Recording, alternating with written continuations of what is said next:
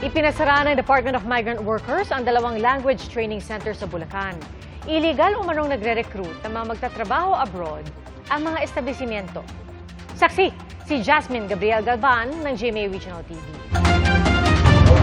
Japanese, Germany. Sari-saring dayuhang lengguwahe ang itinuturo sa training center na ito sa Malolos, Bulacan. Pero ipinasara na ito ng Department of Migrant Workers matapos madeskobring nagre-refer sila sa mga recruitment agency ng mga estudyanteng ipapadala para makapagtrabaho abroad.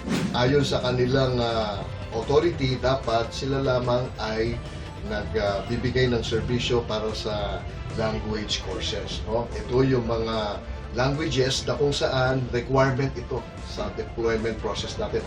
Hanggang doon dapat lamang ang kanilang ginagawa. Nakapaskil pa sa loob ng training center ang iba't ibang litrato ng umano'y mga na-recruit nila. Ayon sa DMW, ngayong taon lang nagsimula ang nabistong recruitment. Pagkatapos ng training, i-refer sila sa mga ahensya na lisensyado. Yun ang initial investigation. Walang pahayag ang pamunuan ng training center. Kaparehong gawain ang nabisto sa Kalumpit, Bulacan. Wala rin umanong accreditation para mag-refer ng mga estudyante abroad. Kaya ipinasara na ng DMW ang isa pang language training center. Tumanggi magbigay ng pahayag ang pamunuan nito.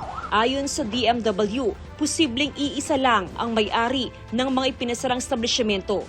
Yung rehistradong lumalabas na proprietor, isang family. Magkakaibang mga tao.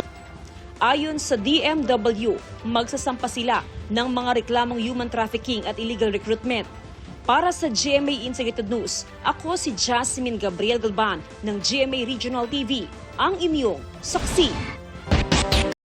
Mga kapuso, maging una sa saksi. Mag-subscribe sa GMA Integrated News sa YouTube para sa iba't ibang balita.